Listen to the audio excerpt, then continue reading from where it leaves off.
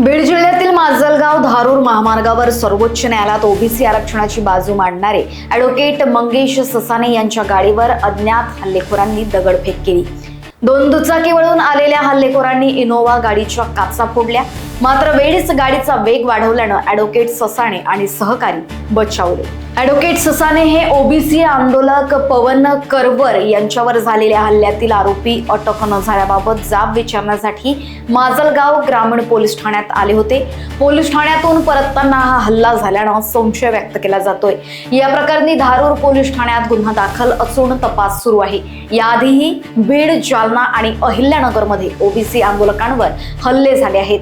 थेट सर्वोच्च न्यायालयातील वकिलावर हल्ला झाल्यानं ओबीसी समाजात संताप व्यक्त होतोय। नाही धारूरच्या पोलीस स्टेशन धारूरमध्ये पोहोचलो आम्ही।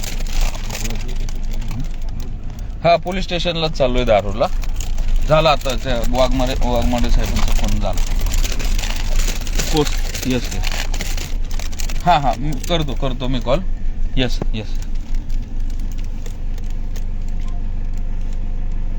हे चल हा झालंय काय हा चल लवकर जा। नमस्कार, आता आम्ही माजलगाव पोलीस स्टेशनवरून निघालो पवन करवरच्या संदर्भामध्ये आणि तिथून आम्ही इंदापूर मार्गे इकडे पुण्याला यायला निघालो होतो।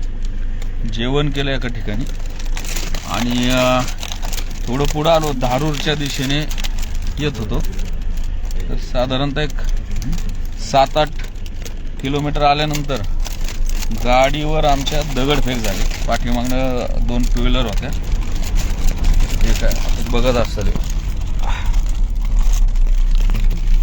मागं एक दगड टाकलाय। आता धारूर पोलीस स्टेशनला आम्ही पोहोचलेलो आहे।